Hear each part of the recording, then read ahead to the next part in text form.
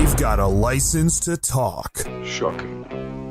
Positively shocking. And the words are for your ears only. I think you got the point. Welcome to The Words Are Not Enough. In episode number 2 of The Words Are Not Enough, we discuss the possibility of Apple or Amazon obtaining Bond's distribution rights. Beyonce, is she in fact recording the title song for Bond 25? We also review the George Lazenby documentary Becoming Bond, and we give you our top picks for who should sing a Bond song in the near future. Stay tuned.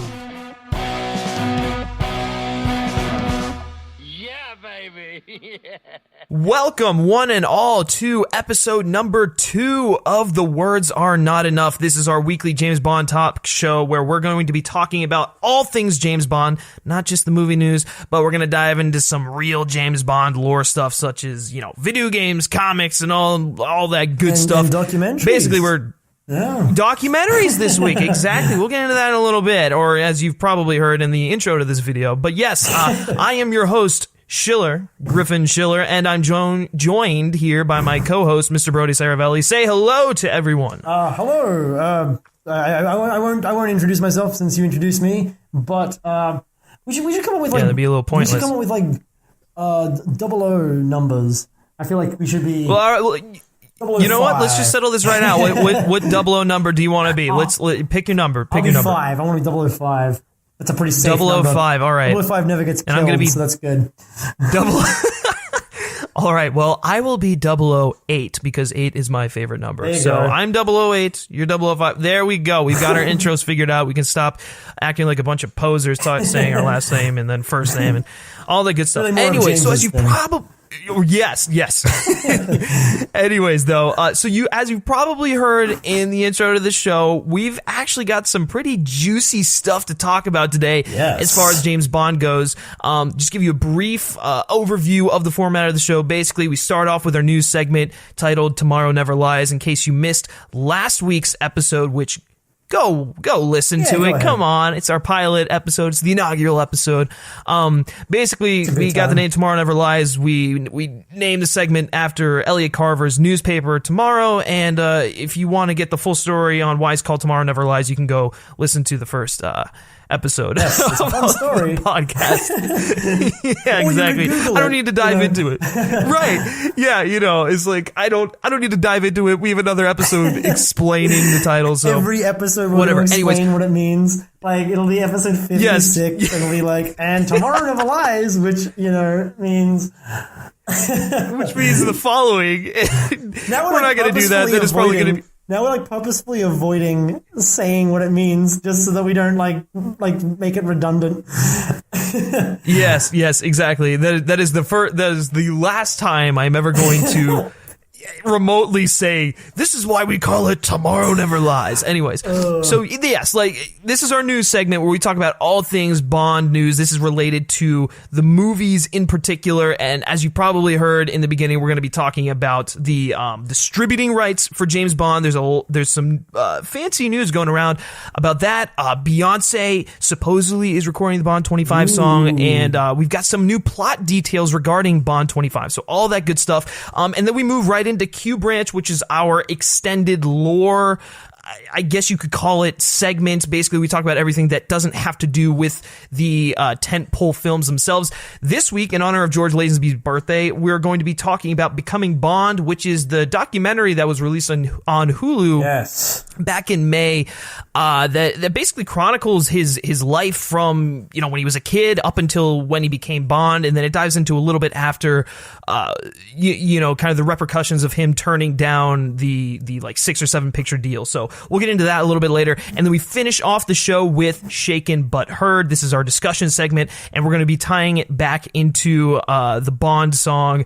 We're going to be listing off our top 5 picks for artists to record a Bond song in the future. Obviously, it's probably not going to be the next one, but somewhere down the road, we'd like to see these artists record a Bond song. So with that, let's dive into Tomorrow Never Lies. Yes, starting off fresh with the James Bond rights.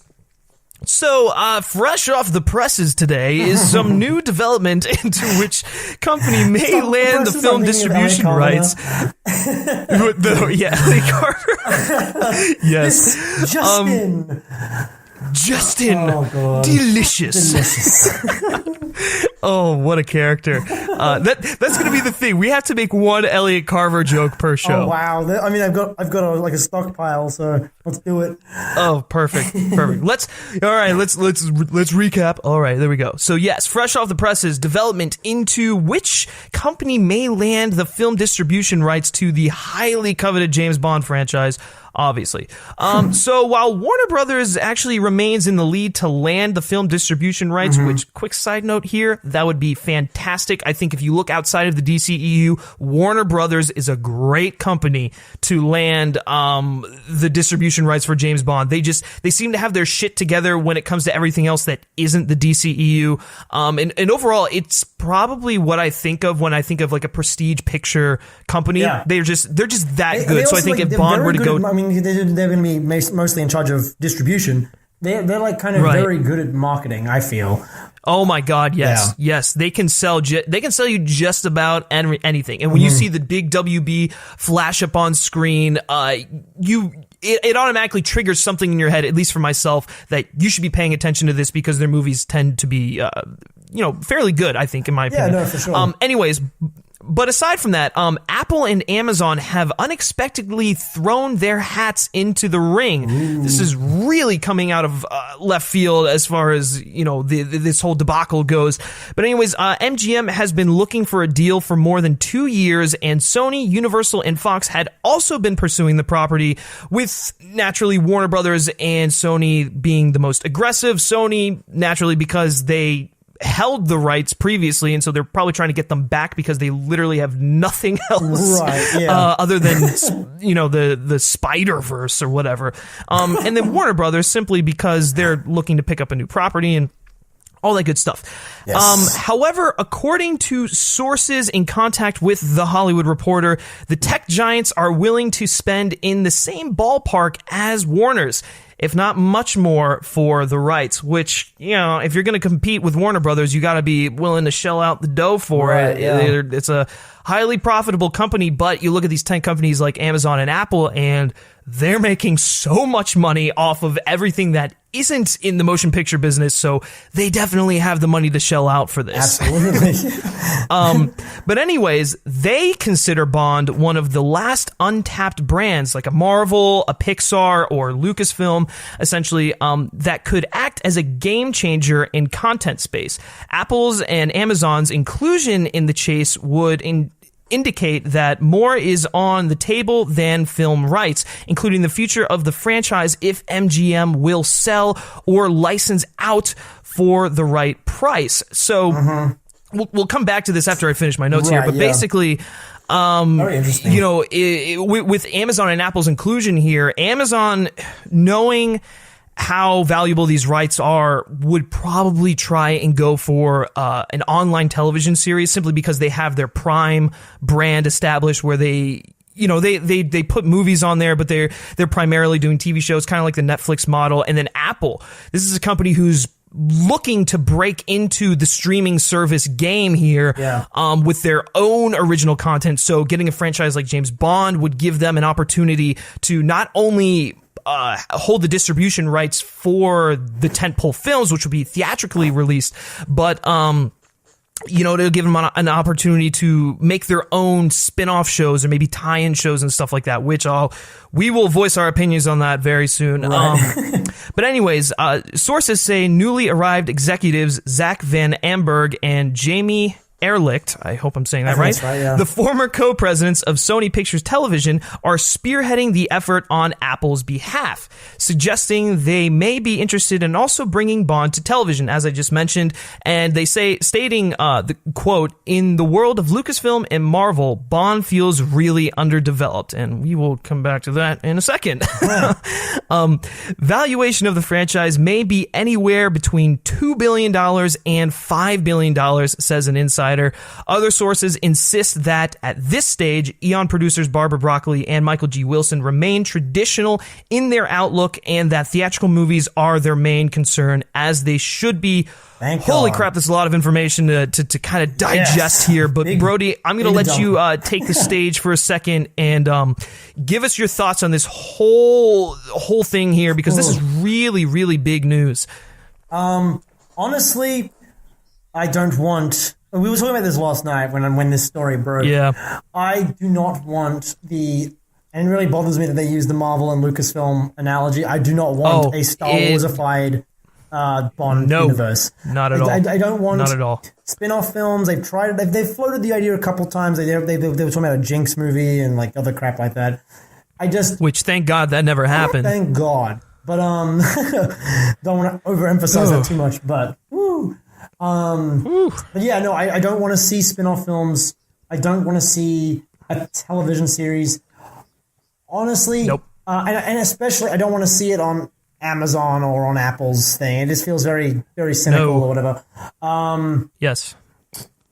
Honestly, if I were to like see a Bond television show, the only place I'd want to see it is on HBO, which would be if Warner got the rights. So honestly, all in for Warner Brothers being the distributor for reasons we've stated before. I totally cool with that, because like I said, they are like a prestige picture company. They definitely have a handle on their films if you look outside of the DCEU, and they market them incredibly well. Yeah, this just feels like I don't know. It's an interesting sort of proposition, and it's really cool to see Bond being like discussed as the big tentpole, I guess, franchise that I've always felt it is, and it's nice to see that. Well, you could consider it like the original, universe, absolutely. I guess you could say. And so it is cool to see that, but I don't.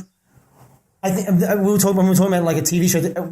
With an HBO series, if they were to make one, the only one I would really want to see is if, say, let's go back to the novels and let's just make period pieces based on, Casino Royale, Moonraker, Live and Let Die. That could be interesting, but even that, I don't... Like, as a miniseries. I don't know, man. Like a Sherlock-style miniseries where it's like every episode is a book and they're like an hour and a half long, and it would just be... That could be interesting. I think that would be really cool. And then, you can establish it, because it's a period piece, it's completely separate from the movies. And it would just be really nice to tie us over while they're in between productions for films. That'd be kind of cool. I'd be down with that, but that's pretty much the only thing I would really want to see. I don't want to see... I like a movie every 2 years or everything. Hopefully every 2 years, but I like it being an event. I don't want to get sick of Bond. Bond's been around for 50 plus years because we're not sick of him. And I don't want them to exactly. rush the... I don't want them to rush the gun and create a James Bond bubble. Everyone's talking about the superhero bubble. I don't want a James Bond bubble. Bond has lasted long enough. I don't want this to be like overboard and now suddenly everyone's sick of him and the movies tank. Well, you know what I mean? Yeah, and if you look at that, the only reason that stuff like Marvel and Lucasfilm really work, if you look at their whole universe outlook on their property, Marvel has a boatload of characters. They can do so much with all of their characters. Whereas Bond is defined by there's genre, Yes, exactly. It's even though it's a comic book film, it might be a murder mystery, it might be a political thriller like we saw with The Winter Soldier, all that kind of stuff. And with Lucasfilm, the Star Wars mythology and the lore is just so extended that you can do stuff way before the prequels. You can do stuff way after the original trilogy. Franchises aren't predicated on a single character, whereas... Exactly. Yeah. And if you take that approach to James Bond, you just run out of you run out of material. You can only do so much with, Britain's super spy. Right, no one's running out to see the Felix Leiter movie. Not at all. No one wants to see really that. Remember who Felix is? Exactly. Well, that's what I'm saying. Star Wars, Marvel, DC, these properties, their characters and their lore and all this stuff are so ingrained in pop culture today. And while James Bond is very much ingrained in pop culture, it's James Bond who is ingrained in pop culture, and the tropes of the films and the villain names and, you know, the Bond girls. It's not necessarily like, oh, that one obscure character from Dr. No. You know what I'm saying? Like, if they make like a Goldfinger origin story. Oh God, you know, just that's just stupid. The one thing that I thought of when I thought of television, and actually when I mentioned this to you earlier, you brought up a good point, would be a Spectre series, like a series that just focused on Spectre and the way their organization operates, and you know, different stuff with that. But then you brought up a good point by saying that gets rid of the mystery of it. And you're so right. You know, we don't need to know everything there is to know about Spectre and their organization. In fact, the reason why they're so intimidating and such an intriguing foe for James Bond is because we know very little about them. I mean, we know a lot more about Blofeld than most of the other people, but like even still, we don't know. Some of people's biggest problems with Spectre have to do with the fact that now we know a little bit more about Blofeld, and they were like, I don't want to know more about Blofeld. I understand that gripe because. Yeah, it's the classic movie monster thing where it's like you see too much and then suddenly it's not scary anymore. Right. I think and that's how I feel about most villain movies in general.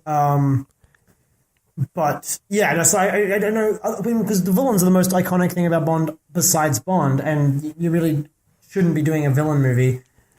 And so what else are you going to do? Like a Moneypenny movie? I know. It's like now we're diving into Sony territory where they were like, oh, we're going to make an Aunt May spin-off film. Exactly. No, we don't want that at Spider-Man all. Extended Universe. It feels exactly like that. Yes, exactly. We don't need that. I mean, the other option that they could do with television would be maybe follow another 00 agent, but then that's just like what's the point? The focus of this franchise is James Bond. We don't want to see, you know, 009 running around doing stuff. That's not why we like James Bond. We like James Bond. You might as well be 24. You might as well be watching 24 or something. Yes, exactly. You know, you could throw, it's like, oh, okay, Jason Bourne's now like a 00 agent or something like that. You know, it's like, it's stupid stuff like that. They've been doing James Bond the right way for, almost 25 films now. Well, it will be 25 in 2019. But anyways, 24 as of now. They've been doing it right for 24 films. Sure, they've had a lot of stinkers, but they've also had a lot of great hits on their hands. Just leave it to theatrical tentpoles. They're events. People love to go see James Bond. They make a lot of money because they only come out every once in a while. It's not an every year type thing. We don't catch it on television every season, every year for like the next season of the Chronicles of James Bond, whatever the hell you want to call it. They are tentpole films that bring people in because they love the character of James Bond and they want to see what his next adventure will be. And that amount of time that we have waiting for the next film is great. It leaves you, by the time that Bond 25 is about to come out, we are going to be so excited on the edge of our seats. We're going to be ready for the film. And that's because we've had to wait, X amount of years since the previous one, Yeah. I think, one thing I was reading about a bit about this whole Amazon thing. The good thing I could see coming out of particularly Amazon, but maybe also Apple, is that especially Amazon has been pushing this sort of self-distribution thing, where they essentially give the money to the studio, I guess, and they bankroll the distribution, but it's very much in control of the studio or the person that they're bankrolling. Which would be cool, because that would be interesting to see Eon take a more active role in sort of distributing for itself rather than relying on Amazon or Apple or Warner Brothers or whatever. Oh, yeah. So that would be that would be kind of cool. It would sort of go back to how it was before when MGM distributed, before MGM was unable to distribute. Right. So, it would be... That would be kind of interesting just to see, but other than that, if it comes at the price of having a Bond extended universe, then count me out. I'm just not interested. Right. Well, I guess the other question here is are they looking to, because they mentioned in the article that these companies are looking to potentially buy the rights from MGM. So, are we looking at a thing here where they're just going to lease it and like that's it, no questions asked? Or do you think that one of these companies could make them an offer that they simply can't refuse? I hope not. And that they're going to end up with the rights, This is my childish reason for not wanting that. It won't feel like a Bond movie unless the MGM logo's at the start. Yeah, exactly. Yeah, that's like my childish reason for why I don't want that to happen. But I'm sure that is probably a much simpler situation for Babs and Michael G. Wilson. So who knows? But it probably helped, because if that were the case, then they wouldn't have to worry about all this legal drama that MGM keeps dragging them into, or this bankruptcy drama, or that is all gone if that happens. Which that's true. Which does sound nice. And it's probably a big relief on them. But the fanboy in me would not be okay with that. Oh, I mean, it was the same thing from when we saw like The Force Awakens and there was no 20th Century Fox fanfare at the beginning. It killed me. I was like, oh. I mean, it didn't affect the quality of the movie, but it was just like the little things like that just it'll never be the same. Me when they do that for Indiana Jones and there's no Paramount logo. Oh my God, that's God. It's so weird that these things are like sentimental. Yeah, like a company's logo is a sentimental touchstone for us. Well, it's because they're just like the movies are so iconic and we've watched them so many times that like the intros to them with like the studio logos just become ingrained in your memory. Absolutely, and it's Yeah, but anyways, enough talk about the rights. Really interesting stuff there. I'm curious to see how that one shakes out. Hopefully, the Warners are able to obtain the distribution rights. I think that'd be a good thing all around. Yes. All right, moving on to the next topic. This has to do with the song for Bond 25. Ooh. So naturally, when the release date and return of Daniel Craig was announced for Bond 25, the rumor mill started to churn in regards to who will sing the main title song for Craig's final outing. It's a very, very, very big thing here. This is a huge undertaking. It's Craig's final film, and just on top of that, you're doing a Bond song, so it's a huge thing. Anyways, according to Daily Star, Beyonce is in talks to record the theme song for Bond 25. The singer has reportedly held meetings with leading Bond producers and could even rope in husband Jay-Z to perform the title track with her, which would be very interesting. I'm suddenly less interested. Yeah, I know. According to a source allegedly close to Beyonce, they said the following, quote unquote, this is the only project she is remotely interested in right now, end quote. And, quote, to tie up a deal with Beyonce for a theme song for Daniel's 5th appearance as a 007 would really be the icing on the cake. And this is coming from an MGM studio executive, reportedly adding on to the Beyonce stuff here. But here's the thing to take away from all this. It's important to note that the pop star has not confirmed that the rumor is true. Yes. In fact, when Billboard reached out for a comment, one of her reps replied simply with, "This is a rumor." So, there's no confirmation here, but there's some rumblings going around. Beyonce could be doing the Bond 25 song. And Brody, I'm going to throw it to you. What are your thoughts on a potential Beyonce James Bond track? And what do you make of all of this rumor, all of these rumors, I guess? I don't know if anyone watching will know this, but I'm sometimes a little hard on Beyonce just because she is so prolific and well-known and beloved that I sometimes feel like the desire to counterbalance that with like more objectivity. But that said, she is very much deserving of all the credit she gets. She is extremely talented and just seems like a genuinely nice human being. So I not that you have to be a nice person to do a Bond film, but it is nice. I love the thing that I take away most about this, and I think is like almost going to be verbatim what I said last week when we were talking about Yann Damage.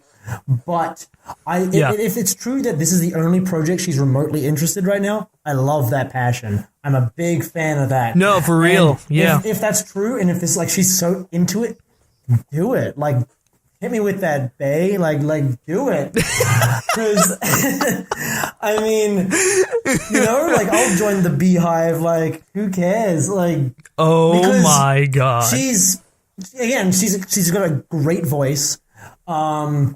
She's very like I said, she's a really good collaborator, and so yeah. I would just love to see that.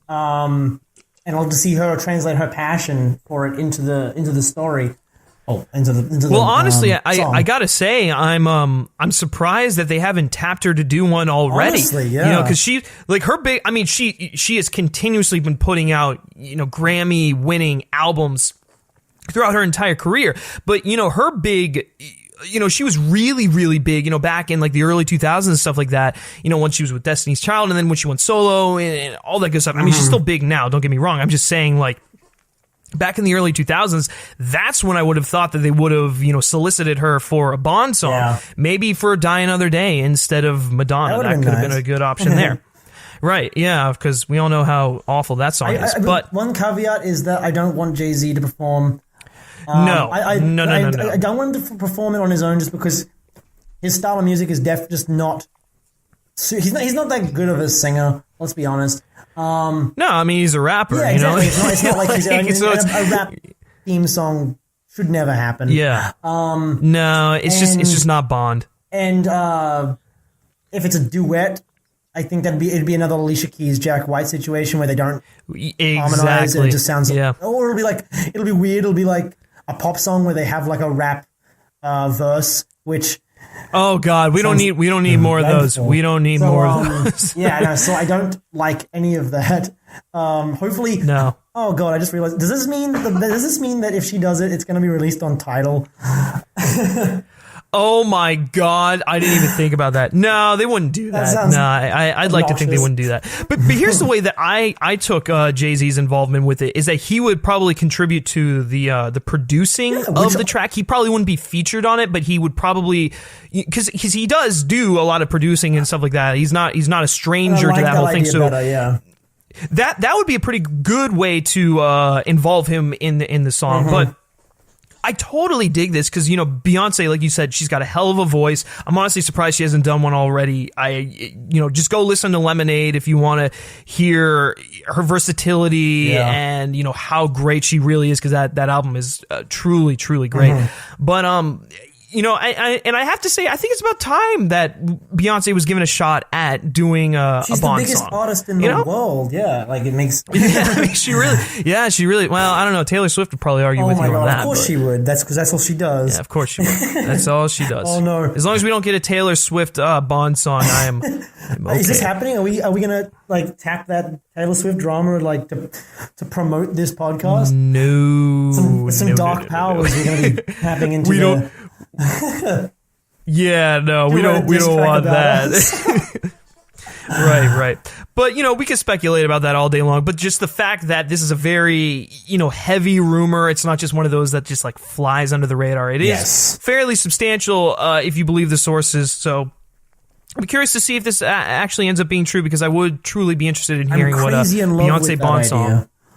Oh, you son of a bitch. I would get information to listen to it. All right. Stop it. The puns. We already have enough puns in this show that center around James Bond. We don't need to add Beyonce puns into it. Oh, Jesus Christ. Yeah. Wow, too much. All right. Moving on to the last topic that has to deal with Bond 25. Got a little nugget afterwards, but yes, this is the last topic that has to deal with Bond 25, and it actually has to deal with the plot of the film. Exciting. So, over the past couple of days, new details regarding the potential plot of Bond 25 have emerged, and needless to say, they've gotten a lot of people talking. According to Page 6, which, apparently they've got an insider on the Bond project.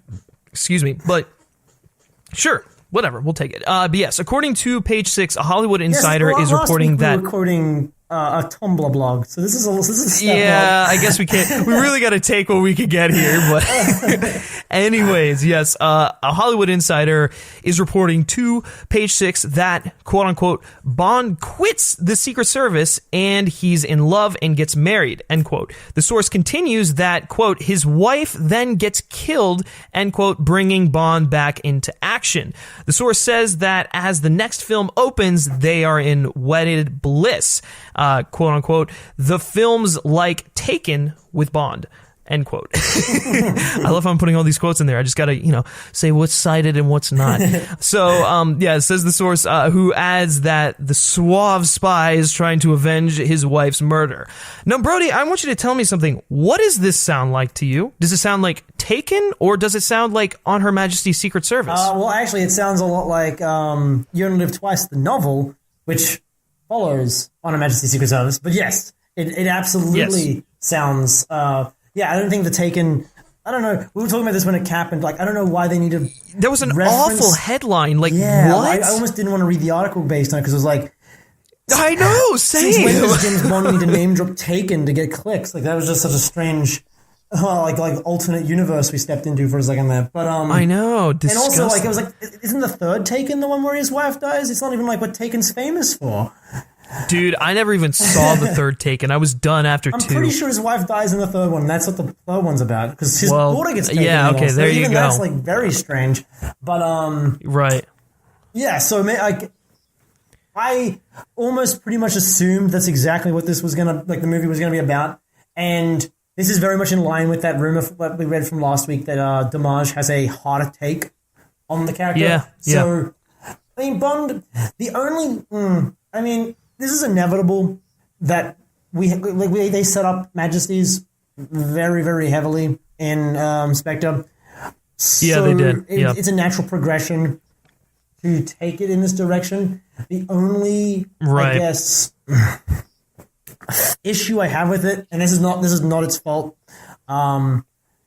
is that Daniel Craig's Bond has been rogue more than he's been an employee of Her Majesty's government. That is very, very true. And that's one of my worries with this is is it a little bit of retreading here? Because, we're taking bits from the end of Casino Royale. We're taking bits from Quantum, where he's going rogue. Skyfall, all that he goes stuff. Rogue at the end. Skyfall. And Spectre. Yes. And then Spectre was the most egregious, where it was like, do we really need to go rogue for this mission? But he just did. No. Exactly. I feel like that's an issue, but it makes sense because he retired at the end of Spectre, so you need to pick up where that left off. Right.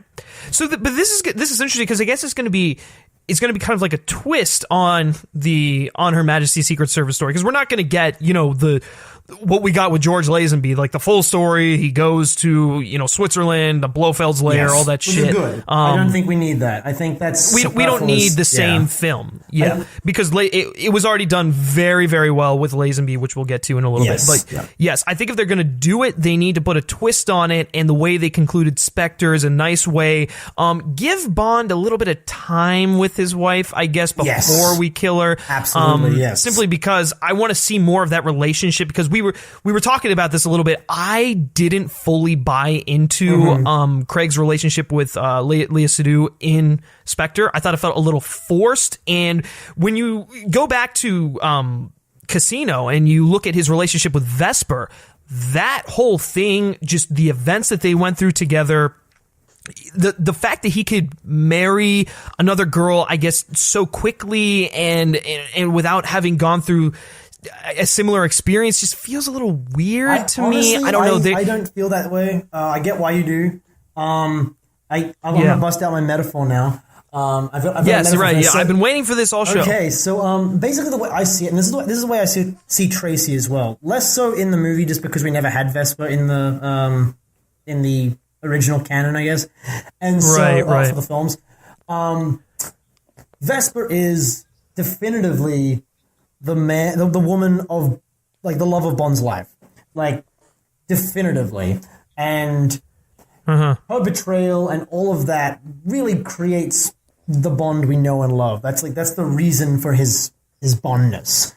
And so right. when you get to Tracy, and in this case Madeline, it's like, my metaphor, I guess, is, you know when old people remarry at the very end of their life just so they have someone to be with? That's essentially what it is. Like, and they kind of set that up very well, actually, in Spectre, where it was like, because they had that bit where they were in Mr. White's hidden room, and he finds the tape of Vesper, and it has like that moment where he, like, you can see he's broken and he's let go of her, because at the end of Quantum he lets her go, but she's still super important to him. And I think Sam Mendes intentionally kept that little moment in there where he looks at the tape of her interrogation and then puts it down and moves on, because he wants to remind us that, yes, he's falling in love with this other woman, but it's not his first marriage. You know what I mean? It's not the woman he loved and who died. Yeah. And I think the way they, even more so than they did with Tracy, with Madeline,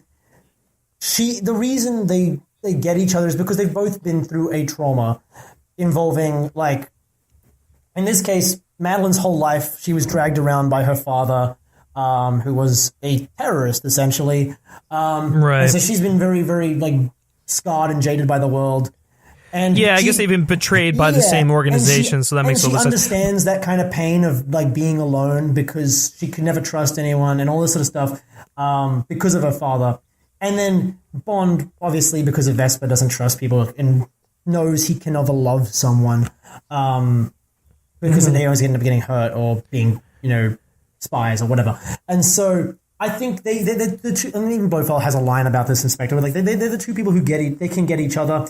No, they're never going to have the whirlwind romance of he and Vesper, but they care about each other, they understand each other, and it's kind of like that robust kind of second marriage love. And then I think when she dies, it's going to be that, like, the way they're going to round out Craig's characterization, it's going to be Bond realizing, this is my life forever. I can never settle down. I can never find love. This is who I am forever. And he has to come to... See, but I almost would have liked to have seen... a really interesting character moment, I think, and like a moment of sort of acceptance for him, because he's been very... Especially with M dying and all this sort of stuff, he's been through a lot. So...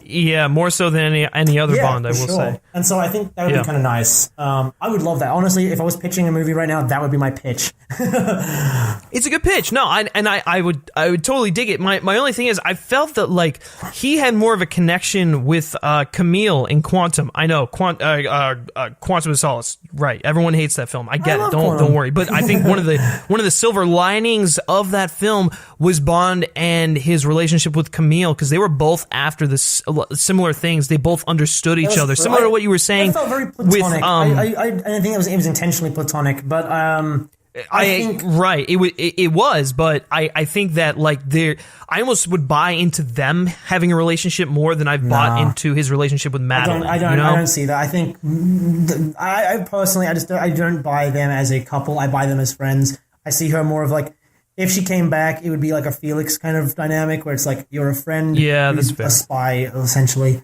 Right. Whereas Madeline, I don't know, something, and she's also like, for some reason, I just bought their dynamic. It wasn't like, again, I guess because I wasn't going into it expecting a Vesper kind of romance. I was going into it saying, okay, this is going to be the Tracy. And to me, especially in the books, Tracy was always that second marriage. So, I mean, I don't know. I think it'd be probably the way they have to go with this, just because. You're right. Yeah, Madeline also, like you said, they should definitely establish more of their relationship, because as much as I got all of that from Spectre, there still is a little bit of, like, it's a little undercooked. So definitely spend, like, at least the first act setting up their relationship. I agree. And then, don't kill her straight off. Like, we need to develop this relationship a little bit more than what we got in Spectre. Because, like I said, if you're like me and you didn't buy into it, which a lot of people really did not buy into it, especially if this is the girl he's going to settle down with, they need to do a little bit more development and showing us that they actually do care about each other and are good together and stuff like that. Yeah. But yeah, totally. Going back to the plot details, though, I think this is a great way to send off Craig. This is exactly the kind of story that you want to put together for his final outing, kind of going over on Her Majesty's Secret Service a little bit, getting him back into the field. And this also means that we will be seeing Christoph Waltz return as Blofeld. I can guarantee it, and hopefully this time he gets more screen time. We get to see more of the dynamic between him and Bond, because that stuff was great. Honestly, if you spend the first act of the movie setting up Bond and Madeline as a couple, that means there isn't going to be too much action, which means maybe the action parts of Act 1 can be Blofeld escaping custody of the British government and like stuff like that, and then that way you give more time to Blofeld to like sort of find it, because he'll be coming out of captivity. What's the state of Spectre now that he's been gone? That you could really flesh some of that stuff out without. And I think that'd be a really cool setup to a really great finale, because Blofeld fucking deserves a good finale for once. He does, especially when you've got a talent like Christoph Waltz playing the iconic villain. Like, let's dive into that. Let's get juicy with Blofeld, and let's get juicy. I mean, I'll get juicy with Christoph Waltz any day in any connotation. Yes. Okay. Any final thoughts on the new plot details? No, honestly, this is the best news I've heard. Really happy. Hoping it's true. Yeah. Hoping they don't get deterred. The fact that it was sort of leaked. I was kind of already expecting this, so it's not really shocking, but it's nice to I'm not too surprised either. So nice to have it confirmed. Yes. Good stuff. All right, moving on to our final topic in The Words Are Not Enough. A little nugget of information here. On Tuesday, I think the 5th, right? Is that yesterday? Yes. We're recording this on Wednesday. Yep, yesterday. Yes, yesterday. That's why I watched the whole... Yes. Anyways, September 5th, George Lazenby celebrated his 78th birthday. It's crazy to think that the guy is only 78. He was the youngest Bond when he took on the mantle. And, you know, even though he only did one film, I think he left his mark on the franchise for sure by giving us what I feel to be one of the most underrated Bond performances, and definitely giving us one of the top 5 best Bond films of all time. Brody, quick thoughts on George Lazenby before we dive a little bit deeper into him in Q Branch. He's the only Australian Bond, mate. Of course I love him. Yeah, he is. He is, I mean, an icon, but back home more so. But right. He gets a bad rap, I think. I mean, he did one of the best Bond films, and that wasn't purely because of him. That was because of the story, and the direction and all that. But I think he did a good job, and he was very much played the part. I thought he was great. I think he needed more films to settle into the role, because, I mean, you watch GoldenEye, Pierce Brosnan's a bit awkward, and if that had been his only movie, we would be saying the same thing about him, where it's like, it didn't feel quite natural. The confidence kind of builds as you continue on with the franchise. Sure, I think the only one with like the immediate charisma, the only two, I think Daniel Craig immediately hit like the role in the head, and Sean Connery immediately got the role. Oh my God! Well, because Sean Connery was essentially just playing himself. I mean, you know, it was like, this is me. I'm just gonna go out there, ooze confidence and charisma, and just blow people away. I think he just he got done in by himself essentially by not doing more, but I think he did a good job regardless. So.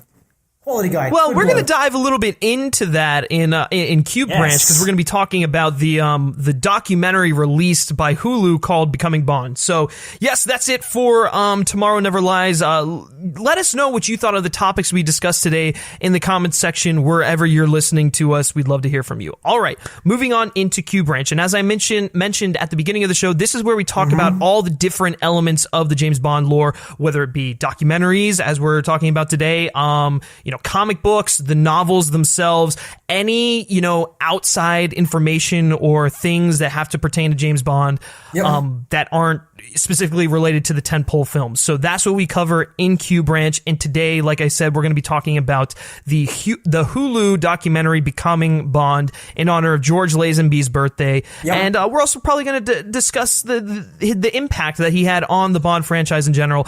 So, Brody, I'm going to give you the floor. You are the lead on this segment. Take it away. Okay, yeah. So, Becoming Bond is actually like kind of. It sort of came out of nowhere. I didn't hear about this production. Well, it got a lot of great buzz out of South by Southwest. The I'll say second it that. landed at festivals, it started getting like good buzz, and that's when I heard about it, and that's when I was like, I need to see this. And it was surprising that it didn't coincide with like Spectre or anything like that. But essentially, becoming Bond chronicles George Lazenby's life, which I was very surprised to see. I thought it may have been focusing on his time as Bond, but it's mainly about the man before he becomes Bond, and then a little bit after. But it's like kind of talking about how he, got to a point where he was able to slip into the tux. And I think the main crux of the story you sort of come to realize is that George Lazenby lived the James Bond life before becoming James Bond. He very much was a James little bit, Bond. yeah. And it just like little tidbits he tells, like how he got his audition and stuff like that, really sell you on that. That was probably my favorite part of the entire documentary. The whole process where it's like his agent's like, you got to do this, go do that. You just go down there, force yourself in there. He went to the same haircut place that Sean Connery went to, got his haircut, went to the same tailor, stole Sean Connery's tux, walked in there and demanded to be Bond when he was talking to the producers. Like, incredible. How freaking awesome was that? He just pushed those producers the most powerful man, in his favor. Yeah, it's just astounding, and the really interesting thing about the way this documentary is told is that it is partially it's directed by Josh Greenbaum. Just thought I'd throw that detail out there, but and the way he sort of puts it together, I think, is just so interesting because it's brilliant. It's part documentary where you have these like to the camera interviews with mainly just George Lazenby telling stories, and he's a very good storyteller. Right, yeah. I was actually, I gotta admit, I was surprised at how well he was able to recount these events and tell the story. Oh, I know, yeah. And I was reading a little bit of the behind the scenes, but apparently Josh Greenbaum had a meeting with George Lazenby and like sort of said, like they were trying to feel out to see if the documentary would be viable. And they met for 2.5 hours, and George Lazenby talked most of the time because he's such he's got such a storytelling, I guess, which is very Australian. I will, without tooting our own horn, we have a very strong tradition of telling a yarn. But so apparently he just blew them away with this story, and they said, we've got to make this. And the way they make it sort of, it definitely plays on George Lazenby's storytelling ability by essentially translating his stories into mini vignettes. It's just, I mean, the actors who play him, I think Josh Lawson is the main guy who plays George Lazenby for most of the movie, most of his adult life. And he doesn't quite look like George Lazenby, but he looks like him enough. And by the end of it, he's got the chin. That was the thing. He's got that iconic chin. I think by the end of the documentary, you almost forget what George Lazenby looks like, and Josh Lawson is George Lazenby. Oh my God! Yeah, you really do. He just nails it. And he's so, I guess, charming and just affable that you root for him. And it's the story. The way I described it when I first saw it, and I continue to describe it, the vignettes are basically a Wes Anderson film interspliced with the documentary because they are very stylized. They are very like almost obviously on a set, and there's something very charming about that, and it's just everything about the film sells you on this story. I'm gushing about it. There's a really great. It's great. There's a really great story he tells. That's sort of like the emotional through line of the documentary, where it's about Belinda, who's the girl he sort of falls in love with. Who's like the governess's daughter, and it's very so sad. It's very eerily similar to the Tracy story from Her Majesty's Secret Service. In that he falls in love with a rich, powerful man's daughter, and for one reason or another, their relationship cannot come to fruition in a way you would hope. Slightly different in both cases, but it was very interesting to see. Yeah, I remember that that scene when they're at the airport, we're not going to give too much away, but anyways, there's a scene where they're at the airport, and basically he leaves to go do Bond, and that's the last time he sees her for 20 years, and the next time he sees her, she's married and has kids. Yeah. I mean, it's crazy. And then he goes into this, he starts talking about it, like reminiscing. He's like, had I gone back, what would have been? My life would have been completely different. And he starts tearing up, and you're like, God, this poor guy lost the love of his life to be James Bond. Yeah. And it's one of those things like thinking back now and rewatching the end scene of Majesties, you got to imagine that Belinda was on his mind when he was doing that scene, which just makes it almost more heart-wrenching. This is like the emotion, because his emotion in that scene is so real. And it is, and it's like that's gotta have played a part in that, and it makes it almost more emotionally satisfying now. Not that it wasn't before, but that's just a really great tidbit to know.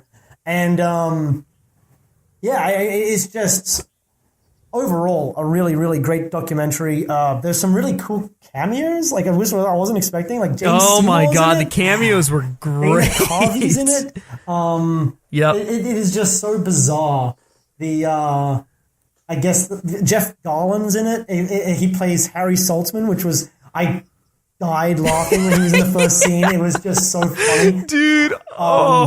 So funny. And I wouldn't want to describe a documentary this way usually, because that's more of a narrative thing. But it really feels like a film, like a narrative film. And it does. I can't recommend it enough. And if you want to know more about George Lazenby, but even if you don't, if you just want to watch a really good film, it's a fun film, and you won't regret it. It really is. Yeah, and so but it definitely lends a lot of perspective to him, and I think you were telling me you come out of it almost not.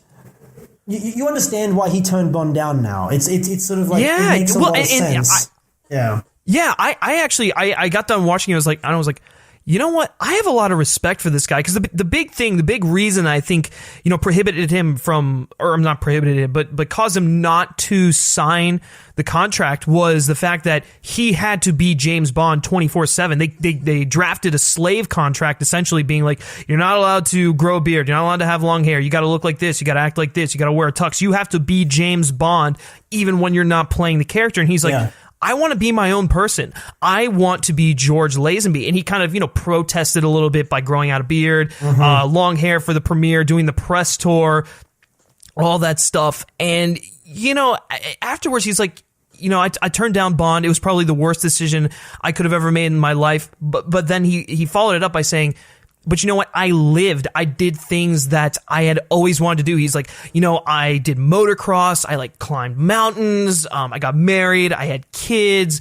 all that stuff. And it's just like, you know what? Good on you. Good on you, mate. you stuck to your guns. You were your own man. And there's a great line at the end of the movie. I wish I could remember. He's like, you can say whatever you want about me, but at least you can say I'm original or something like that. Yeah. He truly was. Maybe not in the film. In the film, he was definitely playing up the Connery persona, but outside of that, he was his own man, and it was his confidence and his personality that got him the role of James Bond. He just walked into the producer's office and was just like, I'm James Bond. Deal with it, bitch. So, it's just great hearing that stuff. And the documentary starts out talking about how he almost died when he was a kid. He had an issue with his kidney or something like that, but crazy stuff. Yeah. And that whole thing stuck with him his whole life. He's like, you know what? I'm going to live my life to the fullest. I'm going to live it without any regrets. And I think that's the one thing you can say for him is that he might, there might be days where he's like, man, I really should have, signed on for more Bond films. But for the most part, he lived his life with no regrets. And that's what he wanted everyone to take away from the documentary. And I was thoroughly impressed by this documentary. Really, really well done. I loved the mixing of the traditional narrative with the documentary storytelling. It all flowed together brilliantly. I hope it's at least nominated for Best Documentary of the Year, because it should be. It's an original take on a documentary. I think it deserves a nomination. It's, having not seen every documentary, but I've seen a fair few. I like watching documentaries. And this is just, like you said, it's just so different. It's like a comedy almost, and it's It's Right, so quirky right. and unique and heartfelt that I think it deserves some recognition just for that. Like, Right, so and kinda good cool. on Hulu for putting on this thing, because we always get on streaming services sometimes we're like, oh, they're taking away the theatrical enjoyment of films, but it's like, nah, you know what, they gave us a great end product here by backing this project and releasing it, and obviously premiered at South by Southwest to great critical acclaim. So really, I'm just happy that this documentary got made and we got to learn a little bit more about George Lazenby. I mean, some people were complaining that it didn't really go as deep as they were hoping into the production of On Her Majesty's Secret Service and all that stuff like that. And while I get that, I just really appreciate the documentary for what it was, and it essentially just like a recounting. Yeah, it wasn't trying to be about Her Majesty's Secret Service. So yeah, No. It was about the man who just became James Bond. He took over the mantle after Sean Connery. Yep. And if you want a behind the scenes on Her Majesty's Secret Service, the Blu-ray and the DVD as well. There's some great featurettes on the Blu-ray that basically go through all of the production for. I mean, basically all of them have it, but narrated by shit, I forget his name. He played Tippett in A View to a Kill. Oh dear. Yeah, it's like it's a great. I mean, this is just a complete side note, but if you ever want to watch, I think every Bond film up until basically till The World Is Not Enough has one, because it was like a mini series that they ran on TV for a while. But yeah, so behind the scenes stuff, that's the place to go. If you want a great documentary about the man George Lazenby, Becoming Bond is your film. So yeah, don't go in with the expectation that it's going to be a On Her Majesty's Secret Service, sort of behind the scenes. Like they don't have any. There's no stand-in for Cubby Broccoli in this thing. There's no stand-in for what's her name? Who played Tracy? Shit. Diana Rigg. Diana Rigg. Yeah. Diana Rigg. Yeah. There's no stand-in for her. Like it's very, very little is about the production of the film. And if you go in thinking that, it may be disappointing. But if you go in knowing it's just about the life and times of George Lazenby, I think you will enjoy it a lot. Yeah, you really will. I mean, I was captivated from the get-go. I was like, wow, it's crazy to think that this stuff actually happened. I mean, I don't know, maybe his memory's a little warped and he's exaggerating on some stuff, but he's talking about all these like 3 ways he's had. It's like, damn, this guy was a swinger. Like, it's crazy stuff. Man. But anyways, just to kind of wrap up this segment really quickly, Brody, what do you think was the impact that George Lazenby had on the Bond franchise? The biggest impact, I mean, first of all, George Lazenby proved you can do a really personal story about Bond. Because, I mean, the book's very, very, like, focused on Bond as a character, but the movie's less so. But then Majesty's is, like, because it's such a faithful adaptation of that story, and it is such a personal story, especially the ending. It kind of proved you could do something like that with Bond, which they didn't really take advantage of for a very long time afterwards. Just because of the, I guess, the cloud that's hung over Majesty's, because it is a one-off, essentially. And also, I think George Lazenby proved that Bond was bigger than Sean Connery. And that's the thing we're sort of living with even today, where it's like, it's accepted now that you could have anyone play James Bond. But back then, it was like Sean Connery played James Bond, and anyone else was just imitating. And so George Lazenby took the hit and established the fact that you could recast Bond and the character would survive. So for that, it's like that's probably his most lasting impression on the series. Yeah, for sure. Well, the other thing that I think he brought to it, and they briefly touched on this in the documentary, but he really brought a physical presence to James Bond. I mean, and Sean Connery did too, but like George Lazenby was doing his own stunts in the film. He was really the first one. I mean, yeah, absolutely. I mean, really, he really was the first one to do his own stunts in a Bond film. He's talking about, he was like riding horses. He's like, the shot where they raid Blofeld's base in Switzerland. He's like sliding down. He's like rolling down the lane or whatever. I don't know what you call it, but anyways, he was doing all the fight choreography. He was talking about how he like kicked a guy in the face because he was like really into it. The knife throwing, the iconic knife throwing scene, that was all him. That wasn't a stunt person. The stunt person was like, you know what, he could do it better than me, so let him do it. So all that stuff I think is originated with Lazenby, and I don't know if it wasn't for him, maybe we wouldn't have the amount of physicality in a Bond film that we have today. It's very interesting stuff here. Before we close out though, if you had to give this film a rating out of 10, what would you give it? Out of 10, I think an 8. 8 out of 10. Yep, I think I'm going to push you out an 8. Actually, I'd push you out an 8 out of 10. 8 or 9. Well. I mean, it's very, very good. I don't know if it's flawless. There are some parts that are like a little bit wonky. That's just technical stuff. Yeah, right. I mean, no movie's perfect. 8 out of 10, I think, is very, very good. Just to give you an idea of what my scale means to me. 8 out of 10 is very, very good. Like, I mean, I was thinking 8. Yeah, I was thinking 8 or 8.5, but definitely in that ballpark. All right, so that is going to do it for Q Branch, ladies and gentlemen. Can't talk today. Whoa, jeez. And anyway, so just fill you guys in a little bit in case you didn't listen to last week's episode. So usually we would follow this segment up with a segment we like to call Brother from Langley. This is where we talk about briefly the other happenings in the spy. Yes, right. Yes, the other. I'm not even going to explain the title. They can listen to the last episode. Basically, Brother from Langley is where we talk about all the just very briefly about the other happenings in the world of spy films, espionage films, and more specifically how James Bond influenced those films. So we're not going to have anything this week because there really isn't anything, and we're probably not going to have anything next week unless Tom Cruise jumps off a building without a parachute, or I don't know, something like that. Which is a very distinct possibility. It is highly possible. In fact, he's probably already done it.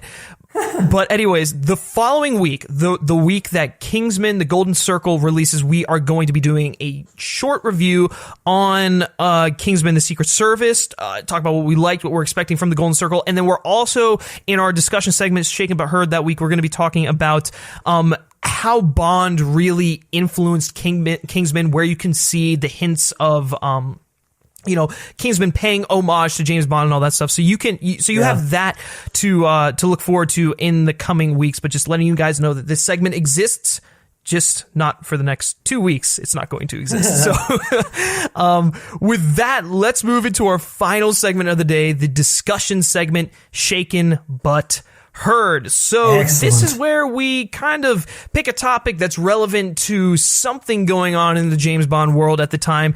Today, and essentially based off of that, we just talk about it. And today we are going to be relating it back to the Beyonce topic. I know, the Bond song. Ooh. So today we're going to be ranking 5 names of artists that we would like to see record a Bond song.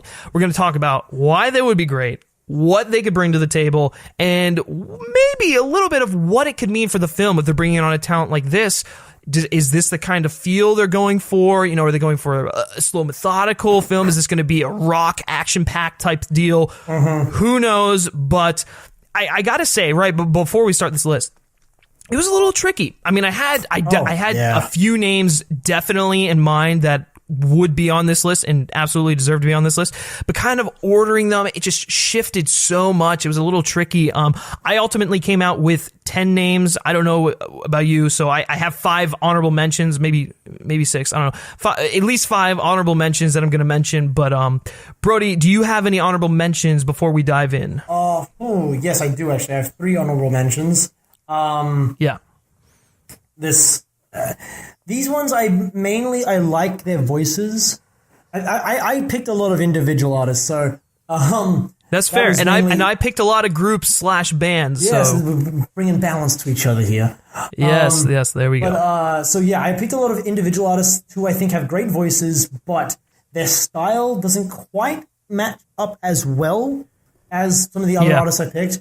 But they easily could. I mean, most artists don't write Bond-like songs, but they end up doing Bond songs, and end up sounding like Bond songs because you've got the orchestra and. Yeah, you got David Arnold working his magic in the background. Exactly, yeah. So and that's like the ideal situation is David Arnold collaborating with any of these artists because yes, man is a wizard. But so I guess my 3 honorable mentions are Zara Larsson, who I think has an exceptional voice. Wow, I didn't even think of her. Sia, I thought also has a very, very interesting voice. I don't like her voice. She's a little poppy. But I think I like her. And I also really like St. Vincent. I think she's got a great voice. I have never listened to St. Vincent. St. Vincent, she did like Digital Witness. That's like her big one. Or one of her big ones. She just did New York. I think they dropped a couple days ago. But I'll have to check her out. Yeah, she's a really talented woman. Again, she's got like slightly like an alternative pop sound, I guess. Yeah. Which I guess wouldn't exactly fit a Bond film, but that doesn't matter. If she's working with someone like David Arnold, it would end up sounding like Bond, and I think she would do a great job. Right, so those three, exactly. For those reasons, I think I don't think their distinct styles would bring anything to the song, which is why they're not on my top 5. But they have such great voices that I would love to see them bring that in and just sort of play around in that ball pit, I guess. Yeah, for sure. Hey, I dig it, man. I think I think that I at least know of 2 of them, so I can appreciate those 2. Well, kind of Sia. I don't know. Sia's a little hit or miss for me. But anyways, I'll quickly go through my honorable mentions here. I have Ed Sheeran. Of course, he's a Brit. I really like his voice. I like his voice. I really like his voice. I'm having trouble seeing past his style. I'm having trouble seeing past his style. But yeah, no, he does have a good voice. That's what I was gonna get to, is like I think his style's a little too like folk and acoustic guitar heavy to really work in a Bond song. But hey, maybe given the right instrumental backing, it could turn out to be good. Next one I have is U2. It's kind of crazy to think that U2 has not done a Bond song yet. I mean, they wrote Bono and The Edge wrote Goldeneye, but in their prime in the 80s, they would have made a kick-ass Bond song. I just think it's maybe a little too late for them at this point. Probably. I mean, don't get me wrong. If they were announced, U2's doing the next Bond song, I'd get stoked for it. But people are rushing. People are rushing to delete their album from their iPhones. So yes, exactly. It's not exactly their prime anymore. So you're right. Right. One that kind of slid in here at the end in my honorable mentions was Radiohead. This one I wasn't too keen on, but then after listening to the rejected Bond song from Spectre titled Spectre, I kind of dug where they were going with it, and even though it was a little too slow and atmospheric and methodical, and I much preferred Sam Smith's Writings on the Wall, which I know is kind of hit or miss with people, I thought that there was potential with Radiohead to get a good Bond song there. I think if they were to collaborate with David Arnold, they'd probably be able to crank out something that's pretty decent. I think I'm the polar opposite in that. I think I was in favor of Radiohead. Then I heard what they ended up doing with Spectre, and I was like, ugh. Yeah. Is this the best you've come up with? Yeah, I totally understood why they didn't get the gig. Yeah. Yeah. And then, okay, I've got 3 more here, just really quickly. Next one, the 1975, because this is my favorite band on the planet. They're Brits. They can do no wrong. They are like total alternative rock dudes, and I think that the lead singer Maddie could bring something really unique to a Bond song. I mean, I don't really know what a 1975 Bond song would sound like, but I am intrigued, and I think the band overall has a lot of talent. And there's nothing wrong with doing that. I think because there'd never been a Bond rock song until Live and Let Die. You know what I mean? And then once it happened, it hit naturally. So you're right. Yeah, there's nothing wrong with going outside the box. Yeah, exactly. So I'd be kind of curious to see what would come out of that. Second to last one here, and it killed me to leave her off the list, but Florence and the Machine. Florence has one hell of a voice. That's another good pick. I think that Yeah, she would probably give us a really kick-ass Bond song, gotta admit. And then my last choice here, my last honorable mention, which any given day, this one and number 5 could switch. And after listening to them a little bit more, I almost regretted putting them on the honorable mentions, but it doesn't matter. The list is already made. Trent Reznor in tandem with frequent Nine Inch Nails producer Atticus Ross and his wife, Mary Queen Mandig, aka How to Destroy Angels. Holy shit, if you want like another cool Bond song like Garbage did with The World Is Not Enough, these guys would give it to you. I think that would be... Yeah, but how about we save Trent Reznor for after the Nolan Bond film, we'll get a David Fincher Bond film, and Trent Reznor can do the song and the score. There we go. Oh my god. But yeah, dude, I don't know. How to Destroy Angels would give us a kick-ass Bond song, man. I would really dig it. That'd be so cool. All right. Now we're on to the top 5. Brody, I'm going to let you kick this one off. What is your number 5? My number 5 is a bit of a cliche, but Muse, their name gets thrown around a lot. Yeah. But there's a reason for that. They do, like, in terms of like groups, they do have a Bond inclination in some of their songs. And you listen to a song like Supremacy is definitely Bond elements in it. Even like I'm gonna kick myself for not remembering the name of the song. It's hold on. Oh yeah, I did Google it because I forgot the name of the song. But Map of the Problematic, I think. Oh yes, that's like the song I think of when I think of them doing a Bond song. Honestly. Really? Yeah, interesting. I just think that's such a cool sound. It is a cool sound. In general, they've got a cool sound, and I think there's a reason everyone's constantly saying Muse, Muse, Muse, because I don't know, something about them just feels right. And but there are other artists who I think are better suited. And again, it's a bit of a cliche, so it's my number 5.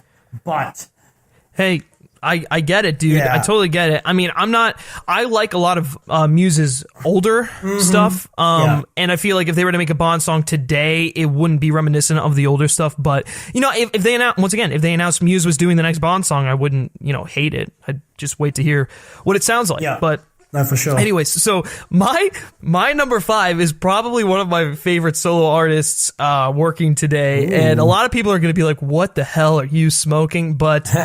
I don't care. I threw him in here at number 5. I'm talking about The Weeknd. The Weeknd could give us a freaking amazing Bond song, dude. I for whatever reason, this guy, I mean, first of all, he has an incredible voice. But he has a little bit of Michael Jackson in his voice.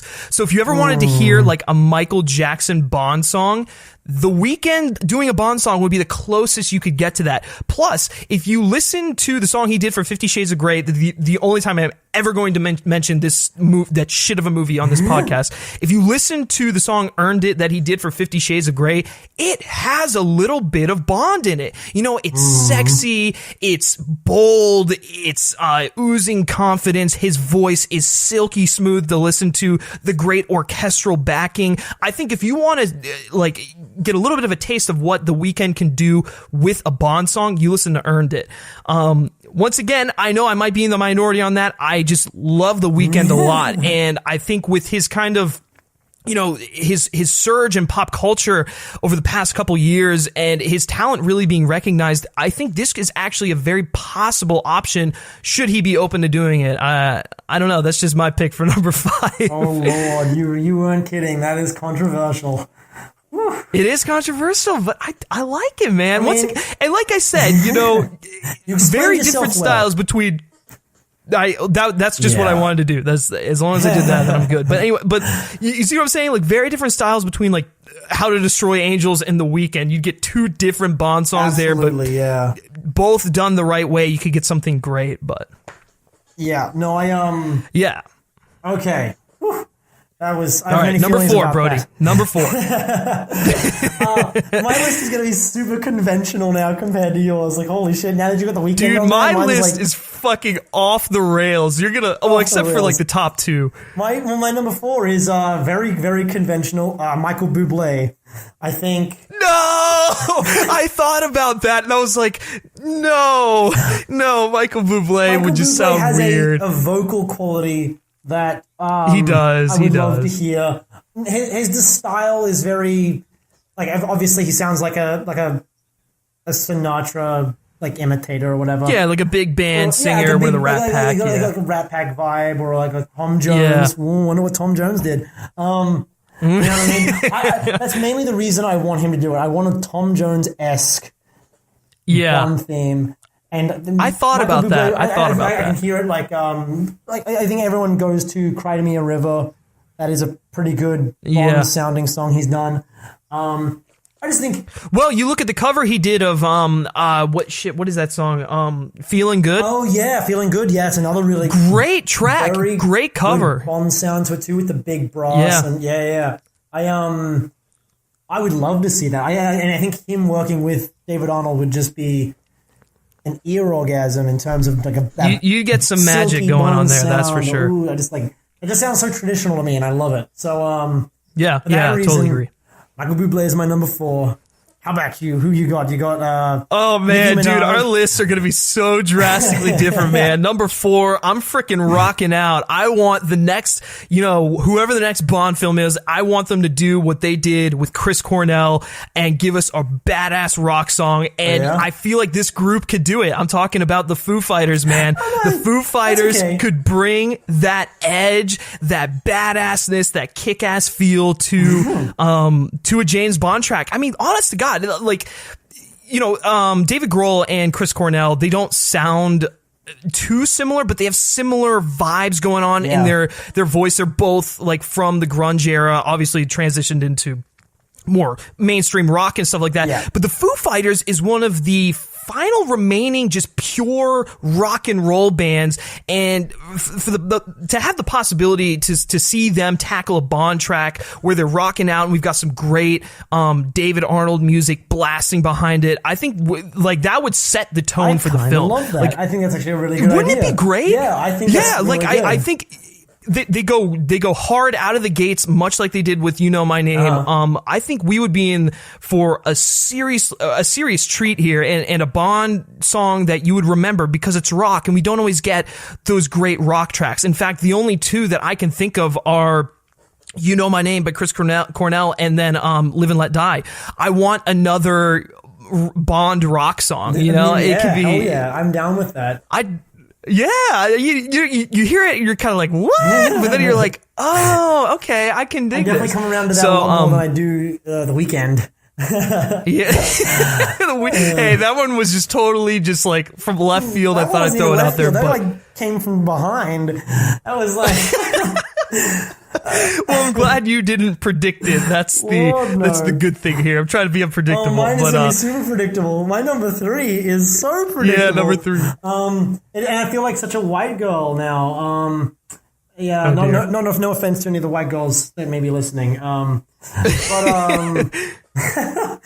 I kind of hate myself for putting her on the list. Lana Del Rey. We're gonna come back to her. I think. Did you listen to 24? Which was... We're going to come back to that whole spiel. Okay, We're going to come back to that. We'll talk about that. Yeah, so like basically she wrote that it was meant to be like a Skyfall song, 24, get it? Wink, wink. Not Skyfall, sorry. Spectre. And, Spectre, She's just got such a great voice. She is a little... Classic. She's a little generic sometimes, like a generic pop sound with like some of her music. But when she's really like... gunning it, she's great, and even in some of her more generic songs, she is a great singer, like an amazing vocalist. Even like I think the first time I considered her for a song was "Young and Beautiful" for The Great Gatsby. Yeah, the one for Great Gatsby. Sound, yeah, she has such a timeless sound of that song. And I was like, that is exactly what I'd love to hear in a Bond song, especially following up Adele. And so I think like it would just be so cool to see her do a Bond song. And you're probably going to talk about this a little later, so I won't. We're going to talk about it. But she's my number 3 because she is such a talent. But she really is. She's got such a classic sound to her. I'll get into that a little bit later. But yes, okay. So my number 3 is one of my favorite female artists working today. Ooh. Actually, I take that back. She is my favorite female artist working today. And there was a lot of rumors going around that she was going to be doing the theme song to Spectre, although she denied all of them. I'm talking about Ellie Goulding. Yes, she was almost on my honorable mentions. Yeah. Yeah, dude. Oh, first of all, I love this girl. I think she is an incredible talent. Her music is so good, but that's the thing here. You gotta take into account her music thus far it's pop, and it's more EDM pop than it is pop. A classic in a classic sense, I guess you could say. She's never really gone into that realm that you would consider thinking about it when you think about Bond. Mm-hmm. So, but the thing that sells me is her voice. Yes. Her voice can do no wrong. It's so good. Once again, another Brit on this list, which I think is fantastic. If we can get Brits to do the Bond songs, obviously they're not always the best. That's what they've been going for lately, anyway. Yeah. Yeah, I mean, I love it. I mean, she just. I don't know what it is. She has such a unique sounding voice. You would hear the Bond song and you'd be like, that's Ellie Goulding. You can point her out. She would leave such an impactful mark on the film. Definitely sets the tone, whatever they go for with her. And I think I'm just more intrigued as to like what her Bond song would sound like. Cause like I said, we have not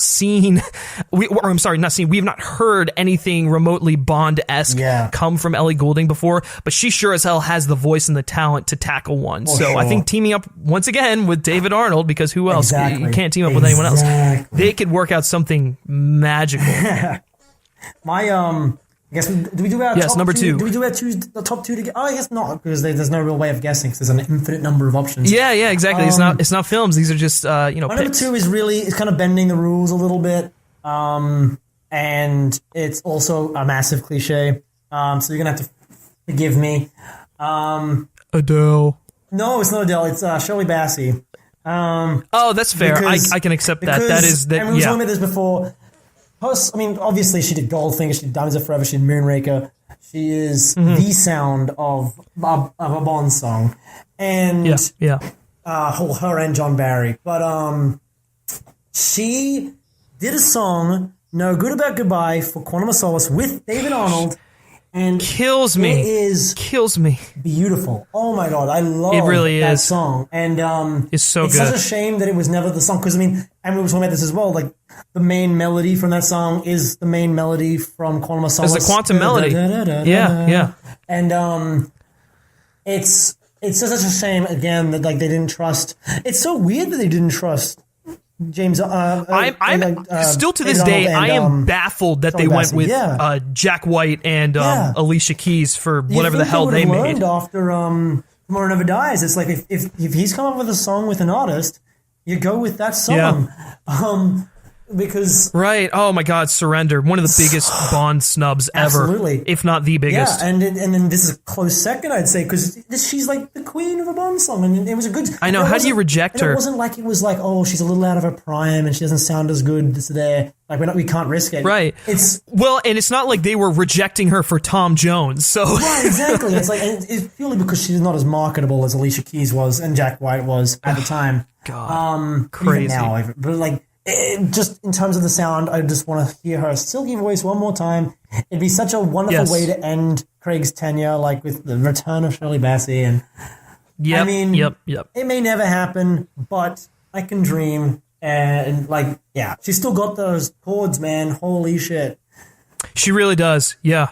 I would not be opposed to this at all. I'd like to see her do at least one more. One more. Round it up to 4. Yes, exactly. Yes, because 3 is so awkward. Come on, man. Gotta make it an even number. You're right. End on Moonraker, where she basically sung as a favor to John Barry. That's true. Anyway, what's your number 2? My number 2 is a very unconventional pick. Here we go. I'm diving into the realm of alternative rock music. Once again. And I love this band so much. They've got such a great retro sound to them. And while there's only one song that I can think of that sounds remotely Bond-esque, I think they can pull it off, and they're also British, so I'm talking about the Arctic Monkeys. Oh, okay. Was not expecting that at all. Yeah, dude, I love this band, and I think that there is a lot of potential for them to do a kick-ass Bond song. Not quite as high energy as something like the Foo Fighters, but definitely bringing it back to that whole rock element, because, like I said, I'd like to see more of that rock element in Bond songs, especially if they're kicking it off with a new actor playing James Bond. If you want to listen to probably their most Bond-esque song to date, I would say listen to Do I Want to Know. Okay. Really great song. While it's not, when you're listening to it, you're not thinking James Bond, but if you put into your head like a scene from James Bond or something, and you play the song, you're like, this works. Yeah. I can dig it. Not to mention that they're just incredible talent, but they also did a cover of Diamonds Are Forever, and I happen to think that the cover was a fantastic rock rendition of the classic song by Shirley Bassey. I've never heard that. I'm going to have to look really. for it. Well, I hadn't either up until I was doing research a couple days ago, and I was just kind of like, wow. And it also helps that the lead singer, Alex Turner, has stated that he'd love to do a Bond song. So they're definitely open. And this is the other cool thing is they haven't put anything out since 2013. So, and they're probably either finishing up an album or they don't have anything out on their plates right now. I don't know. I haven't kept up with them in a little while. So throw them a Bond song. I think they'd give it their all, and we'd walk away with something alternative and pretty great, I have to say. Not necessarily what you would think of when you think of Bond in the traditional sense, but they definitely have the potential to create a memorable Bond song that is unique, brings their own style into it, and kind of champions in a new era of whatever they want to go with for James Bond. I think the Arctic Monkeys would be fantastic. They were almost my number one, but wow. My number one is something else. I know who your number one is now just based on the context clues, but we do not have the same number one. I think this might be my most bold in terms of like it being kind of like at first you hear it and you go like, ooh, I don't know how I feel about that. But the more you got me intrigued the more here. You think about it, the more it absolutely makes sense. It seems very. I'll just go ahead. I think Lady Gaga would do an amazing Bond song. An incredible Bond song. Okay. Even if it wasn't in her Lady Gaga persona, if it was just Stephanie, whatever her last name is, I think she is one of the best singers working right now in popular music. And I would agree. I think she has the range for a Bond song. She has the charisma and the talent, and she also has the popularity to do a Bond song. She really does. And actually, out of all the ones mentioned, I think she, aside from Lana Del Rey, she has the highest chance to land a Bond song in the near future. Because she has that, because obviously they want to sell records on top of making a good song and right get a big name, and then it pretty much does itself. The work itself. Well, and all you got to do is listen to that duet she did with Tony Bennett, right? Mm-hmm. Yeah. So, she's just so classically trained that I think I just think I would get chills listening to her do a song. I would be very intrigued. Yeah, and so the problem is whenever you say Lady Gaga should do a Bond song, the first thought is like, oh, I don't want Bad Romance to be the Bond song. You know what I mean? Like, no. We want the classical Lady Gaga because we had Madonna and it was awkward. But oh god. But Lady Gaga is just I love her to death, and I think she would do an amazing Bond. I really don't have anything else to say about this, just because I think it's so self-explanatory now that I've sort of. No, you're right. It really is. And in fact, actually, now that you mention it, she'd probably be an honorable mention for me. And I think I agree with you. I think she'd make a kick-ass Bond song, something that would be definitely more along the classic route. That's for sure. But also, it could also have that modern punch to it that would be neat. Yep. So, who's your number one, Griffin?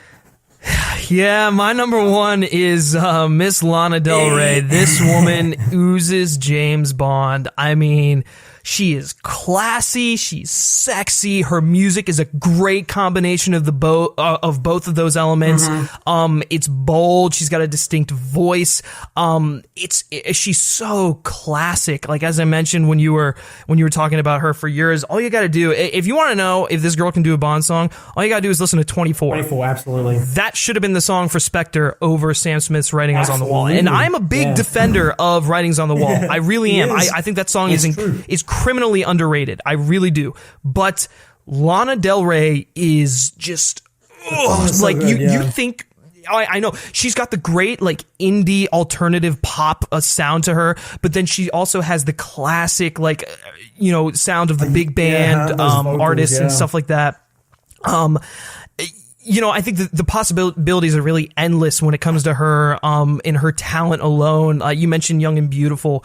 Great track to listen to if you want to listen to something that isn't what her interpretation would be for a Bond song. And I think once again, this is a common theme here. Team her up with David Arnold. Oh my God, you're going to blow my socks off.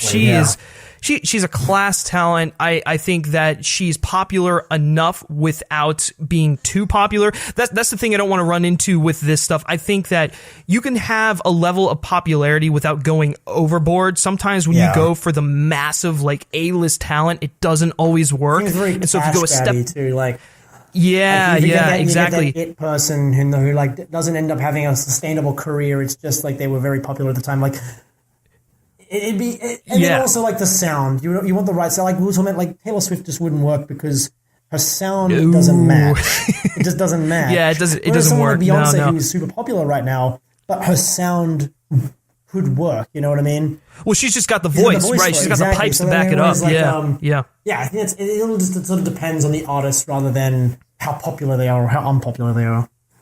Yeah, that's for sure. And actually, honestly, if Beyonce if she wasn't heavily rumored to do a Bond song, she would probably make my top 5. To be honest with you, yeah, I left her off. She really would. She was rumored. Yeah, but yes, my number one, Lana Del Rey. Please do a Bond song, please. We both want you to do a Bond song, so as a do personal it, friend. Please. Yes. Oh my God. There we go. So that is our top 5 artists that we want to see tackle a Bond song in the near future. Let us know what you think of our lists in the comment section of wherever you're listening to us. Are we crazy? Obviously, I've got some weird bolts going on in my head because I put The Weeknd at number 5. But Good Lord. Say what you will. Yeah. It could have been a lot worse than The Weeknd. Let's face it. But yeah, this was a lot of fun. Great topics to discuss today. Thanks for tuning in to The Words Are Not Enough. Brody, I'm going to give you a second to plug yourself. Where can everyone find you? You can find me on Twitter at Brody Saravelli. The name, just you'll figure it out. It'll be fine. You can find it. It'll be in the description. Just look for his something.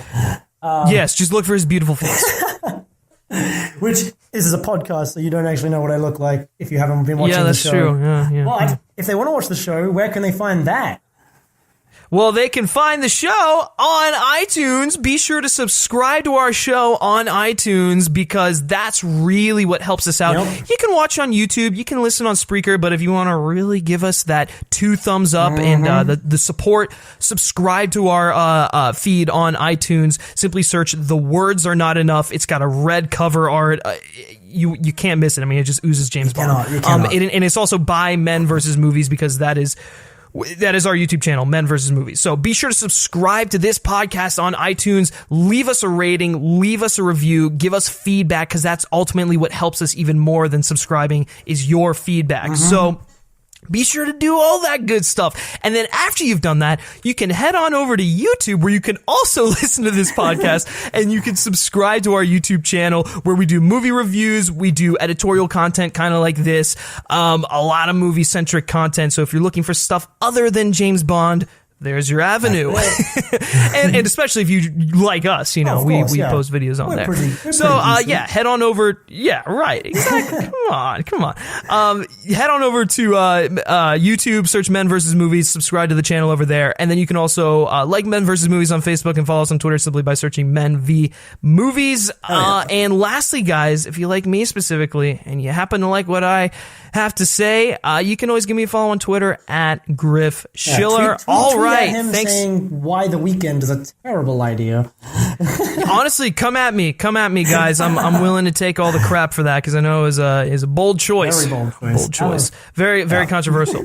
Anyway, guys, thanks for tuning in to the second episode of The Words Are Not Enough, and we will catch you back here next week. Take care.